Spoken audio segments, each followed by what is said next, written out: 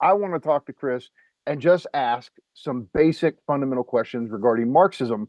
Um, Kind of like I want to start something where I could show, some of my coworkers, some of my friends, uh, like give them an intro to some of these basic terms and concepts. What you're about to hear is a conversation with Chris Cutrone. This is the first time that Mikey, aka Michael Downs of the Dangerous Maybe, the leader of the Mikey Downs seminar here at Theory Underground, was able to meet Chris Cutrone. It's amazing because they're both regulars here, but this is the first time that they meet. He's going to pick Chris's brains on what is Marxism. Okay?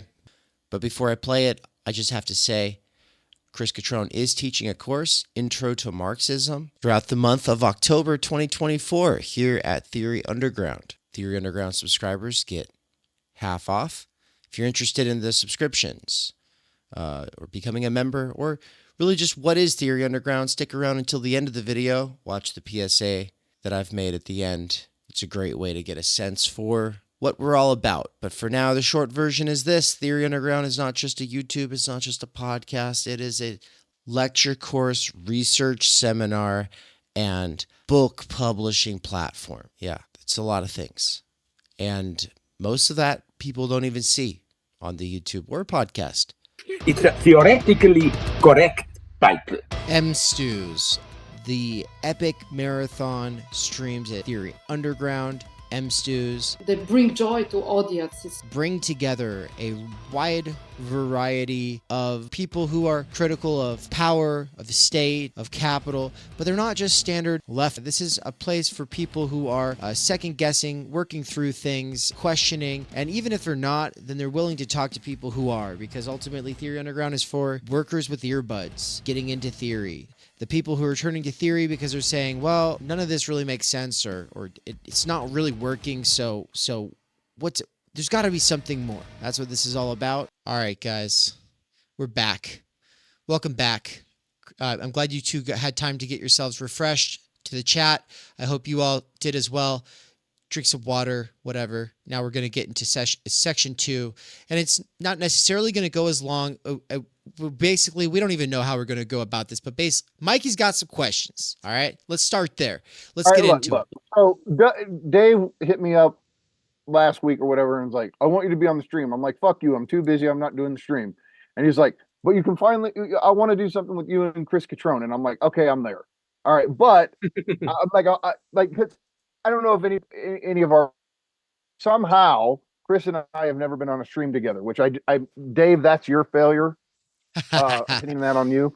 But no, like I told Dave, I'm like, okay, I want to talk to Chris and just ask some basic fundamental questions regarding Marxism. Kind of like I want to start something where I could show, some of my coworkers, some of my friends, like give them an intro to some of these basic terms and concepts. And yeah, so I told Dave, I'm like, okay, I'd really like to do that. And Dave's like, yeah, cool. So here we are. So yeah, here's the thing. Whenever Chris is on one of our streams or whatever, there's so much detail and there's so much context going on. And I just think sometimes, regardless of what theory, whether it's Marx or Freud, it's very helpful sometimes to step back and go back to fundamentals. And, so people who are new, they can get a basic orientation with what we're all interested in, right? So, Chris, this is it seems like a naive question, but no, like, and part of it comes from I was raised a Christian fundamentalist in the Midwest, and so everybody will tell you they're a Christian, but when you ask them what that means, if you're talking to a Baptist or a Pentecostal, it's very different, right? And so I've always just kind of wanted to ask you, what is Marxism? Like, what's the best way to actually define this term that all of us are so, invested in, and we're always thinking through what Marxism is on some level, but a lot of times we don't stand back and just go, what is this thing called Marxism? Right. So, Marxism, first of all, it's named after a person. That's crazy. So what did like Marx himself think of Marxism? He thought it was proletarian socialism, scientific socialism. So it was proletarian socialism that was aware of its own conditions of possibility.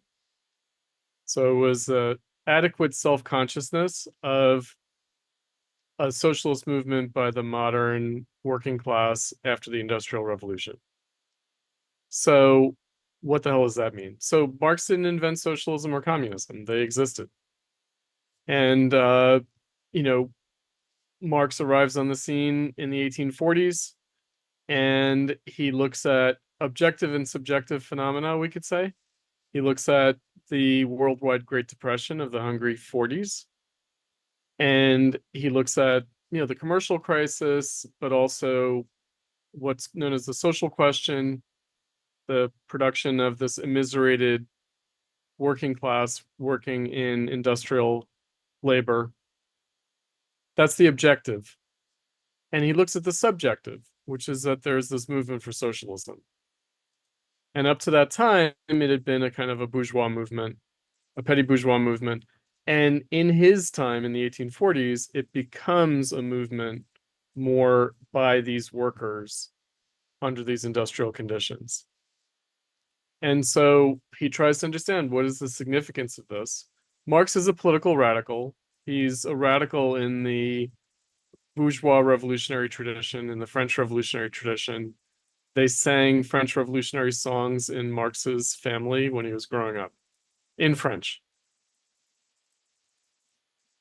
Right, so that's like a living memory. So he is a political radical. He's, you'd call him like a radical Democrat, but also he's a radical liberal. He's for rights, he's for civil liberties, but he's a radical Democrat as well. And so there's a lot in the mix there. I like to think that Marx was who he was by virtue of the time he lived in. And so when you say, okay, what is Marxism? Like today, what is Marxism? Do we still live in that time? Do we still live in some fundamental way in the industrial era of, bourgeois society, liberal democracy, all the problems that come with that? The idea is that the problems we have today were visible already in the 19th century. The socialist movement, it's a radical movement. It was for, and you didn't have to be a socialist, it was for women's equality. It was for reproductive freedom. It was for sexual freedom. It was egalitarian. We're struggling with a lot of these same things today. So the first proposition of Marxism is that there's nothing new, fundamentally.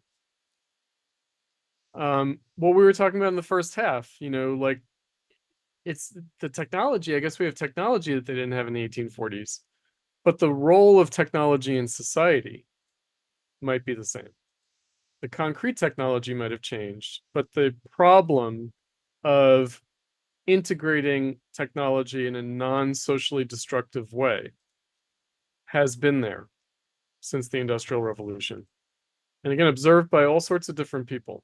So a lot of what gets called Marxism is not unique to Marxism, not original to Marxism. And a lot of what are considered Marx's insights were insights shared by many of his contemporaries of all different political stripes. So that's the first thing that it needs to be understood, is that a lot of what people call Marxism, it becomes like a shorthand. So it's a shorthand for socialism or communism. It's a shorthand for the critique of capitalism. It's a shorthand for looking at the conditions of the industrial working class, the proletariat. It's a shorthand for like recognizing like class hierarchy and class struggle. It's a shorthand for all those things, but actually none of that is unique to Marxism. Right. So, but Marx is this figure now who is recalled, and not just on the left, not just by political radicals, but every time we have like a kind of period of global crisis at a economic level, usually, but also at a political level, like the time we've been living in the last 20 years. Marx is recalled. Marx comes back. And so I lived in a time when Marx was going out of style.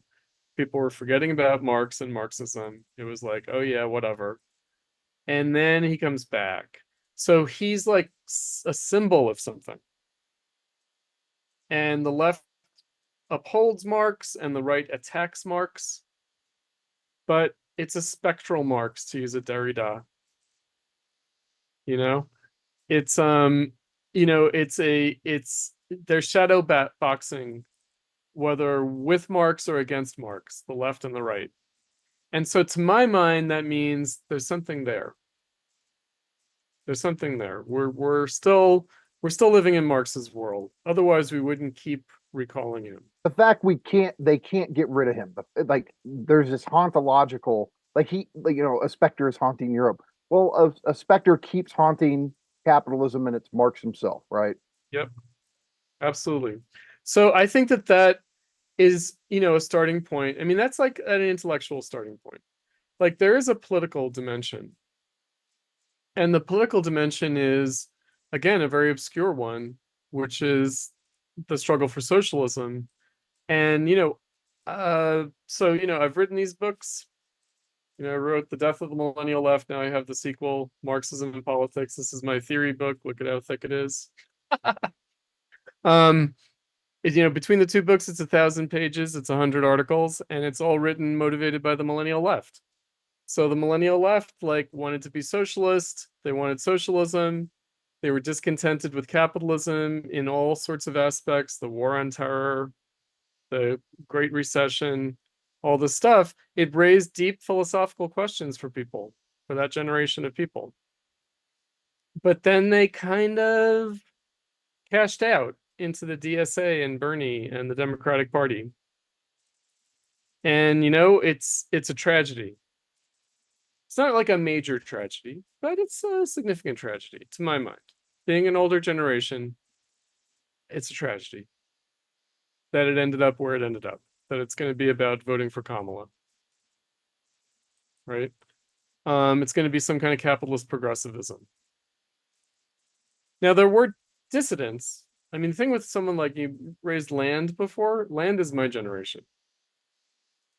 Right? And so, but Landism is like a millennial thing.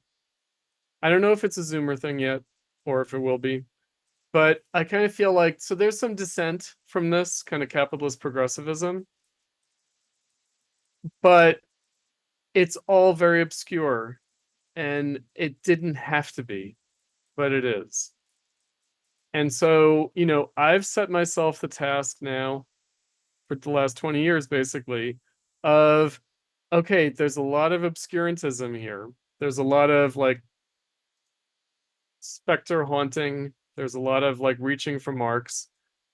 Can we use it as a moment of clarification? But the political one, I think, is the more difficult one. I think the intellectual one is pretty straightforward, which is that you can show how people are using these old ideas in a way that is contrary to the spirit of the original ideas. That's pretty easy. I mean, it's not very easy, but it's pretty straightforward. Politically, though, the task is very obscure. What would the struggle for socialism today really mean? And that's where, we were talking about Rock Hill before, anyone on the left who thinks that they have a clear program, they're fooling themselves. Wait, Chris, it's not as easy as just liking the right posts on social media. No, it's not. I mean, look, obviously, capitalist politics is a spectator sport. Right. It is like that. It is like what Benjamin called the aestheticization of politics. It is fascism in that way, on both sides. On both sides. Right? So if you can't see the fascism in the Democratic Party, then you shouldn't be talking about fascism. Mm. Well, what do you mean by that? What do you mean by that? Because I think most people are going to go, authoritarianism, the conformism, the collectivism, the kind of military lockstep discipline. So I mentioned I was at the RNC, I was at the DNC, and I can tell you the RNC was letting it all hang out. The seams were showing. The DNC was buttoned up, strict discipline. Nobody varied from the talking points Hmm. ever. Which were what? Rejoice and don't be weird. Yeah, joy and freedom. It was very Orwellian. It was Orwellian in a way that the Republicans weren't. Now, that doesn't mean the Republicans are better, but it does mean the Democrats are scary. They're at least as scary as the Republicans. So, but again, we are here in our talking head digital mediated world, and we are basically transfixed by the train wreck, by the horror, and we just have to witness it, and then, like, I don't know, learn to like it or something. I mean, it's horrible. So yeah, politics, look, most people think politics is like you're political if you have a strongly held opinion. And politics is about who gets to force their opinion on other people. No, let's hope that it's not that. Let's hope that that's not what politics is. So the political task is, structural change. So this is something that Dave, you were talking about with Tony Naiman, right? Like structural transformation, large scale structural transformation. That should be what politics is about.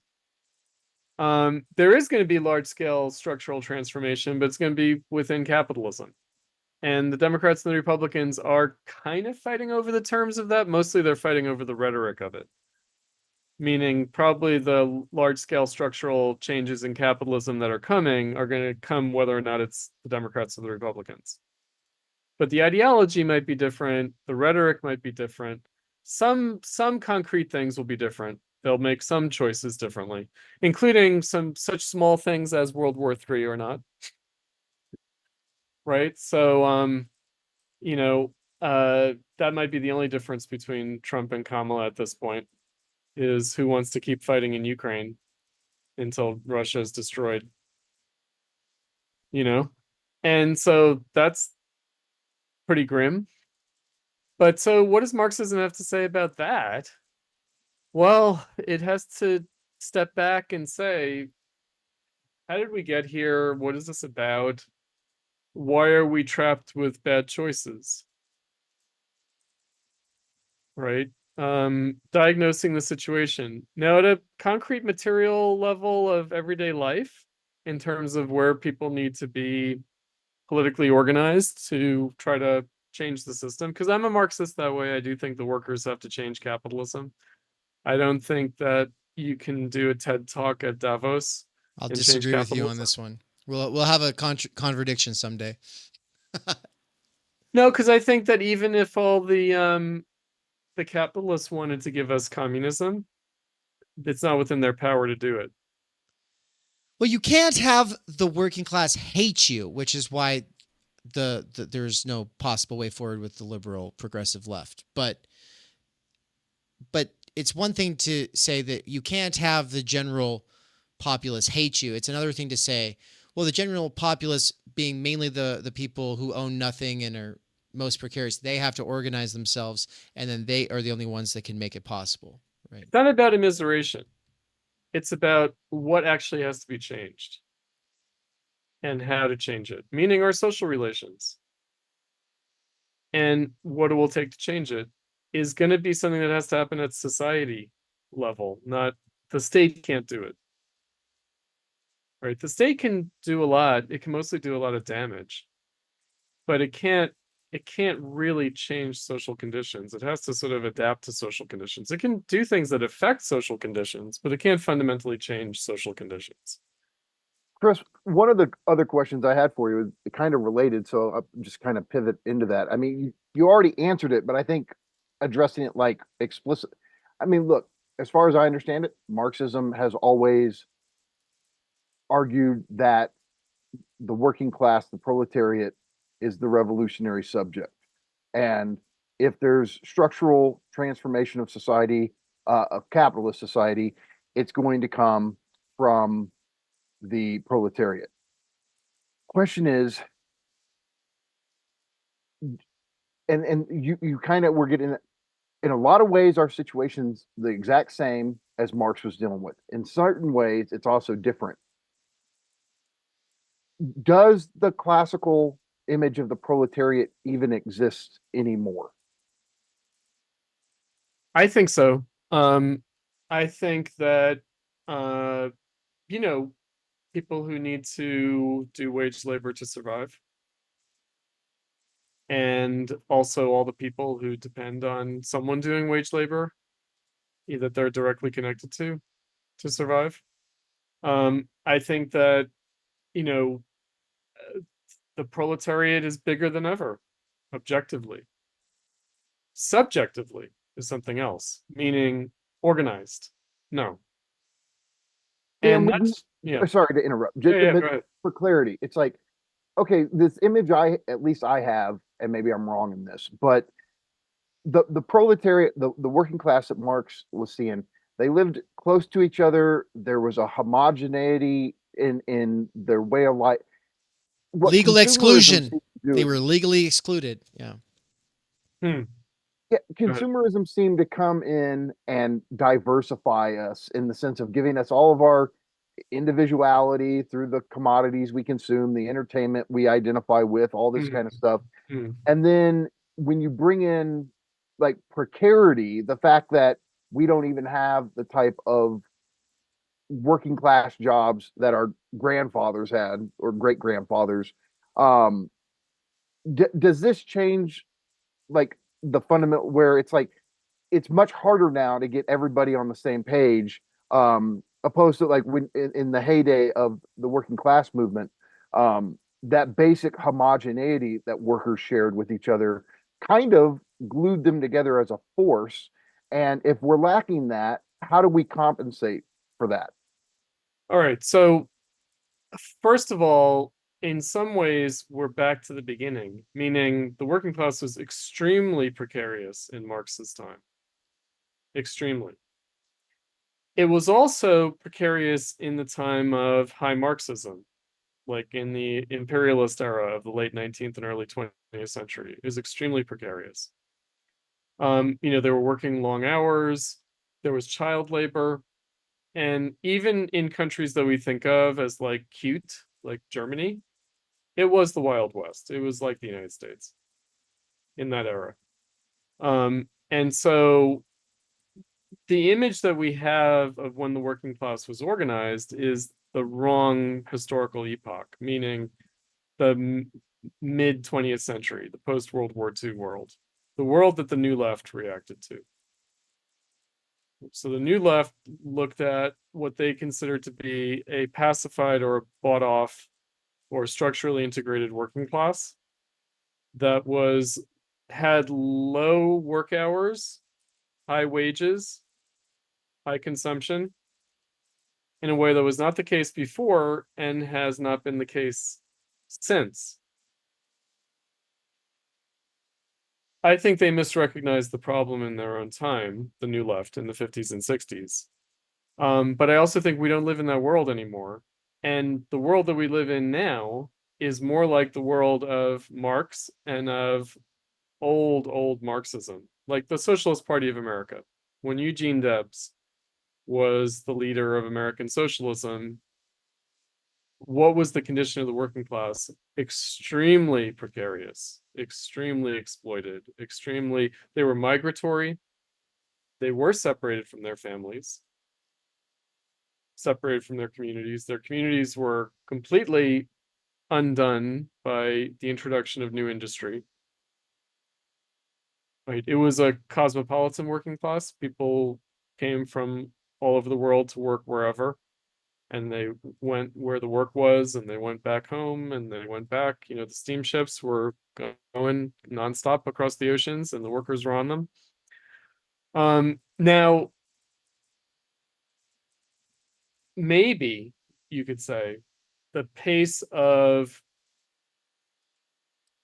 capitalist turnover has accelerated since that time, but it was pretty fast in that time too.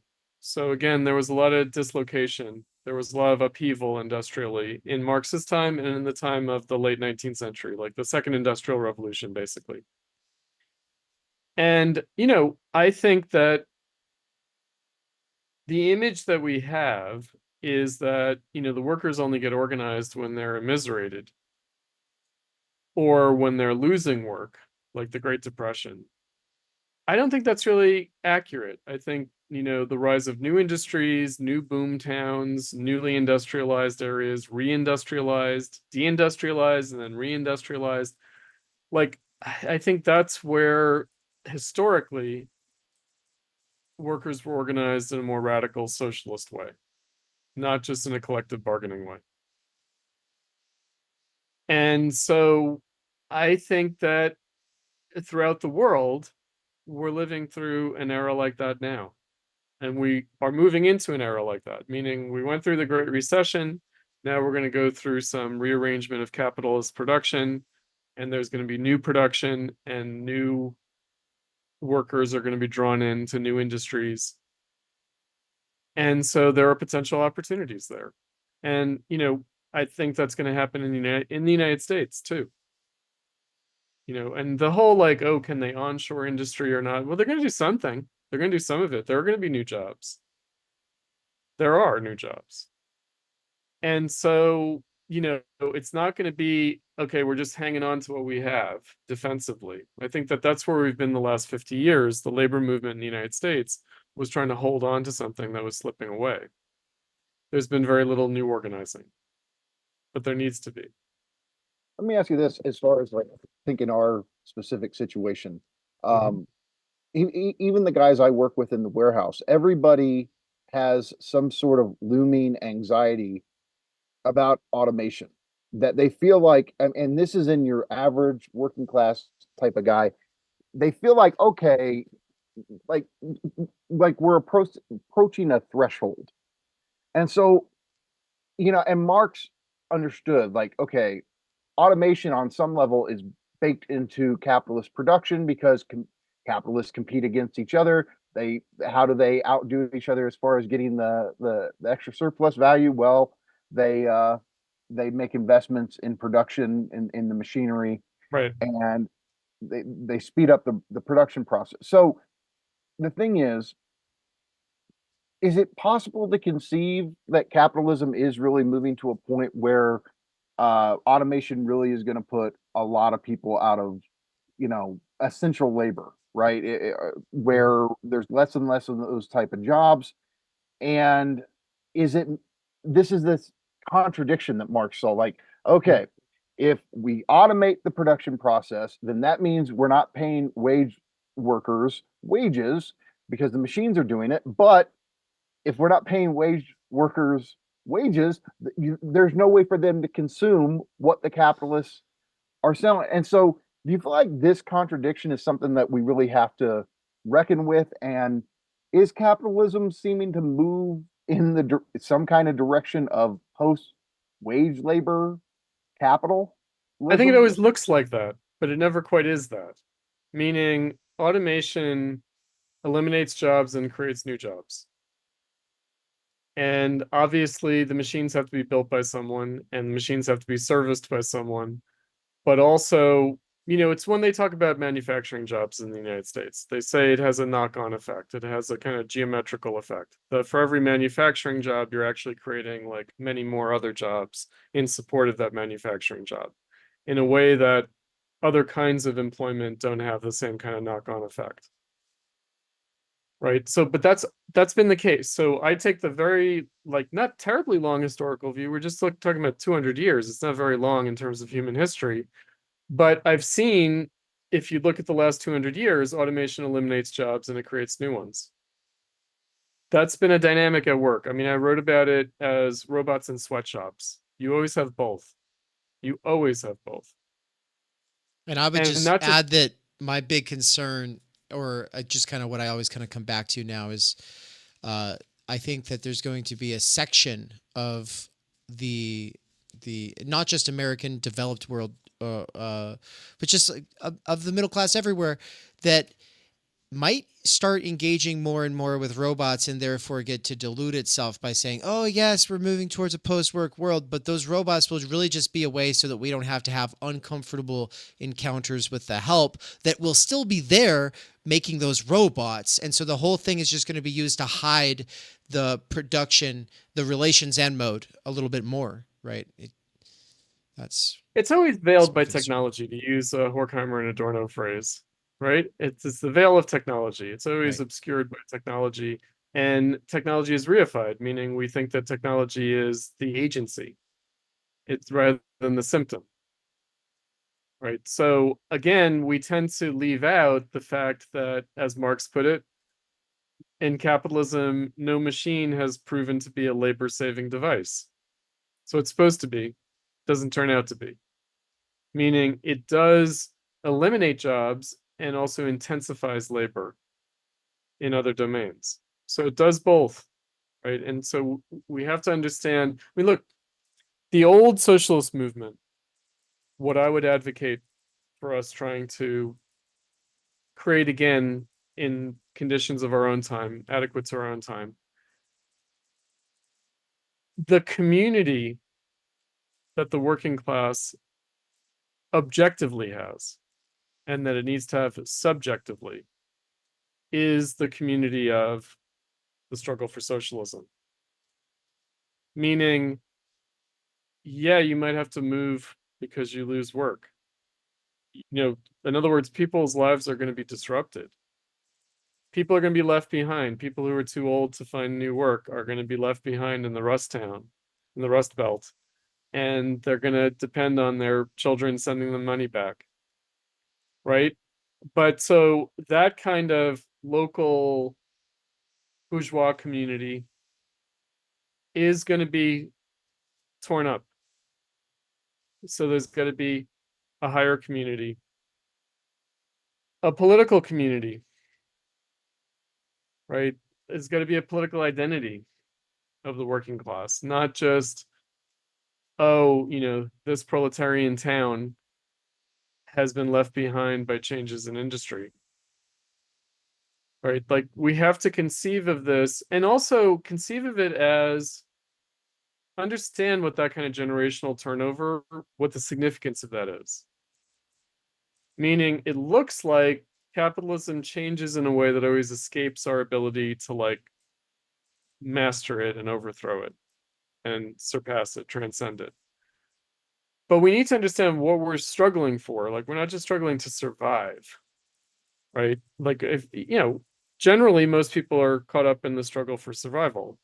There's got to be one little bit of it. And people do it. I mean, so you mentioned being raised in a Christian community. People make some time for that. That time has to go to the struggle for socialism. Right? They used to call Marxism and socialism the church of the working class. It needs to be that again. Meaning, But what that's where there has to be churches then. there has to be something. And I know that you guys, I mean, this is where you guys are going to like see me as just as Stalinisty as Rockhill. There does have to be a party in the old sense of the term. You know, like meaning a political party in the sense of like not a bureaucratic machine, but a movement, a tendency, right? Something to identify with politically. Yeah, Um, I don't yeah, I don't think that's crazy at all. I mean, I get yeah, like what I mean when I say churches, I mean yeah, I don't know if we got the funding to open a socialist church on, you know, some corner in my small town. How that, but I know what you mean. Like there has to be, that's part of what's missing. When we say like mhm, there, you know, Dave and I always start like there is no left in my community. Like there's nowhere I can go. There's no socialist anything that's going to help me if I'm dealing like there. And that's the difference. Like people love their churches because, especially people who don't have a lot of family, right, there's a place to go to have family. There's people right, who care about you. If right. if your car breaks down, like they'll help you in a People to real turn to. material way. And I'm like, that's what to me a socialist organization should be like. We care about you. If your car breaks down, we're gonna fucking help you.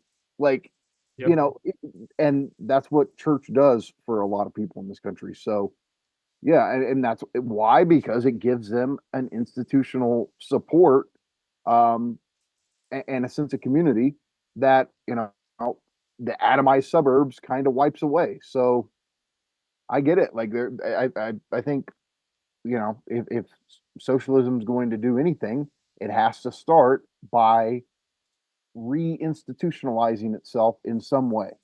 That's right. And so, the old socialist movement, they regarded the established religions as belonging to the capitalist bourgeoisie. Why? Not just for political reasons, although for that as well, but because, if you wanted to start a church in some town, you had to be subsidized in some way to be able to do it. You had to be educated in some seminary, in some theological school. In other words, at some point, it had to be supported socially. And so, generally speaking, it was supported out of the philanthropy of people who had money. Now,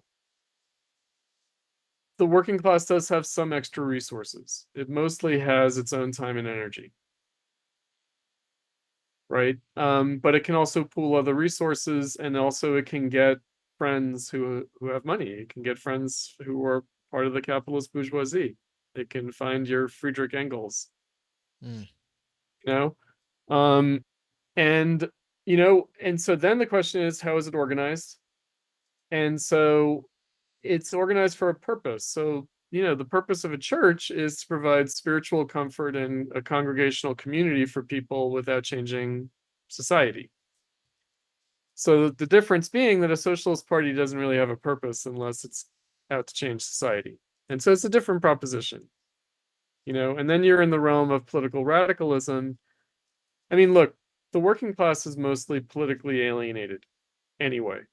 So it doesn't take much for it to be politically radicalized. Unfortunately, when workers tend to take up ideas and become radicalized or even become intellectualized, it's usually some cranky conspiracy theory, Illuminati, something or other, right? And so my attitude is, why not Marxism?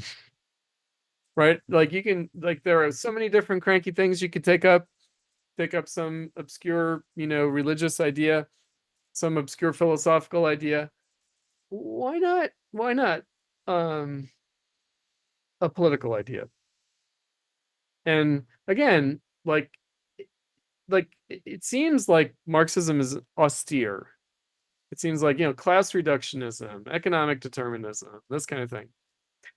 It's a view of modern history, and modern history is rich in a lot of things happened. There's a lot to the last 200 years of history. It's like, I don't know. I wish that all the Civil War reenactment working class people, they get into like Civil War American history. Good. God bless them. They could get into socialist history too. And the connection between the two is actually not that distant. In fact. Right? I mean, I don't know, I'm a Yankee, so, so, I don't know about the Confederate reenactors. Maybe some more ideological work would have to be done on those guys, right? In terms of, states' rights, the South, I don't know, right? But there is, this is just not, I think that intellectuals have done a disservice to the working class. They've abdicated their role for a while now, for generations. We could have been doing much better than Lasordo and Howard Zinn. We could have been doing better, actually. We could be doing better. And so we have to start doing better. Right? We have to start, not trying to convince the children of the ruling class that they live in an evil society. We need to start addressing the children of the working class, that they have a mission to change the society, not just tear it down, right? That's good for the petty bourgeoisie. They can have their nihilistic fantasies. They can dream of land back and everything else. No, right? This is just not, so I'll just, one more dig at Rockhill. intellectuals in the United States supposed to do? They're just supposed to sit here and say, China, please come, like, nuke us, please? Like, is that our task as intellectuals, to say, oh, don't blame the Chinese for nuking us, it's our fault? No. You can't, the working class, you can't go to the working class with that. Ever. Like, in no way can you do that. Right? That doesn't mean you're like patriotism. It's just, no, it just, we're not like looking forward to, I don't know, some Armageddon. So, I like I said, it's kind of like the intellectuals have been, sitting around with their thumbs up their ass for like decades. We got to do better. On that note, thank you so much, Chris, for so much. And it's been an absolute pleasure. We're really looking forward to your course that begins in 2 weeks here at Theory Underground, Introduction to Marxism. Folks, sign up for it today. The link's in the description, and we'll be right back for our 12,000 subscriber after party that will only go for 15 minutes, starting in about 1.5 minutes. See you all in a sec. Thanks, Chris. Cool. Thanks, Mikey. It's a theoretically correct title. M. Stews. Chris Cutrone is teaching a course, Intro to Marxism, throughout the month of October 2024 here at Theory Underground. Theory Underground subscribers get half off if you're interested in the subscriptions. We cannot do direct revolution, but the only way to lay the foundation for it is to do what you are doing to move the underground. It's a theoretically correct title. Welcome to Theory Underground, a place for workers with earbuds who are tired of letting others read and think on their behalf, slipstreaming our way into an understanding of the situation that short-circuits the deadlocks of our moment. Research at Theory Underground focuses on what is most important for understanding our current situation: theory of the subject, capital, time-energy theory, critical media theory, CMT, and the most essential critiques necessary for understanding why the theory, ideology, and common sense of influencers left to right misses the mark. Theory Underground is coming to a city near you. What that has meant in the last year is traveling across the United States, into Canada, and then all over Europe to promote our books, courses, and ideas related to time energy and underground theory. You've been reading Underground Theory. I'm a publisher and an editor. I run a review of books. Literally, it's my living. This is the best edited collection I've ever read. Okay, picture this scene. America, early 2021. An Amazon warehouse worker arises from the emerging underground theory internet scene to create spaces for untimely topics and concerns that are too often neglected or kept in isolation today. Joined by a revolving cast of underground theorists, academics, and critics, he establishes what will become Theory Underground, a teaching, research, and publishing platform by and for working-class intellectuals, autodidacts, and academics who want to do more than they're able to do within the confines of academia. That warehouse worker's name is David McKerracher, and his book Timenergy is his first major contribution to the world of theory. It was recently reprinted with a foreword by none other than Slavoj Žižek, who also contributed to Theory Underground's latest book. My Bible, it's an excellent book. A collection of essays called Underground Theory. What you just heard is an excerpt from the Strange Exiles podcast, episode 23, where Bram from Strange Exiles interviewed me and Mikey. For those who don't know, Mikey is the author of the Dangerous Maybe blog. We are publishing one of his books here shortly at Theory Underground. He's also a lecturer at Theory Underground, and he's someone I've been friends and a collaborator with for over 10 years. But most importantly for you all, he's a fantastic lecturer, and it's a crime that he has to do wage labor right now. One of the long-term goals of Theory Underground has been now for a couple of years to hashtag free Mikey. That is something that I've been really pushing, but first I had to get freed from wage labor, which was achieved this year. That's right. Thanks to my monthly seminar subscribers, I was able to quit Amazon and do Theory Underground full time. Now I'm announcing the next big phase of the plan, which is the Mikey Down Seminar. What monthly subscribers to the Mikey Seminar are paying for is a survey of philosophy, including deep dives into Žižek, Land, Lacan, Baudrillard, Bataille, Lyotard, and ultimately the whole history of philosophy. We're trying to build like this ongoing seminar, right? And that's what I really like about this thing, where, you know, if I'm teaching a main text, that's something I got to focus on. I got to really, but the seminar thing, we can do this stuff all the time, where we dive deeper into concepts, we dive deeper into certain, you know, sections of books or whatever, and we can really do this nuanced stuff. I think that there's probably no better way for us to accelerate our learning in these areas than by slipstreaming Mikey. And that has been my belief for years and years and years now. It's official. You're able to help out. You're able to get involved. You're able to benefit directly from liberating him from wage labor. Get on it right now. Do it. Just go. Stop what you're doing. Go click the button. Subscribe. This is what you do. Subscribe to him. If you're already signed up for the ongoing Theory Underground seminars, then that's the ones that I do with my wife, Anne.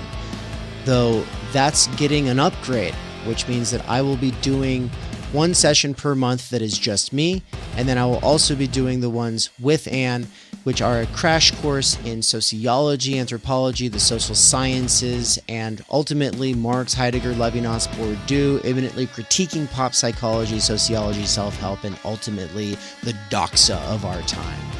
But if you would like to be a subscriber to both Mikey's seminar and the seminar that the Snellgrove McKerrachers are doing, then the best way is to become a Tier 4 subscriber, or you can be a Tier 2 subscriber to each of us. The reason this matters is because Tier 2 is like pretty much the best bang for your buck. It gives you huge discounts on all of the courses that we do. But if you can't afford it, Tier 4 is amazing because it gives you Tier 3 access at both Mikey's seminar and ours. Finally, not everybody has time to be part of these ongoing research seminars, and they just want to fund the paid content for the YouTube and podcast. And so thank you so much to our patrons over at Patreon. They're the ones funding all the free stuff, so big thank you to Bert, Marilyn, Carl, Sahil, Zozandra, Nikolai, Darian, Tyler, and Mandeep, and all the other wonderful Patreon people. And thank you to all the other wonderful Patreon people. Thank you so much to all of you patrons, and also to the special subscribers and the paying subscribers. Oh my god! It's just so awkward. Thank you, Patreon. Patrons. Thank you, okay. And to all the other wonderful patrons. Thank you so much, all you patrons. And also a special thanks to the subscribers on the YouTube side, as well as the paying subscribers over at Substack. Why can't we do this? Fuck. You guys. Please. Just thank you. Thank you, everyone.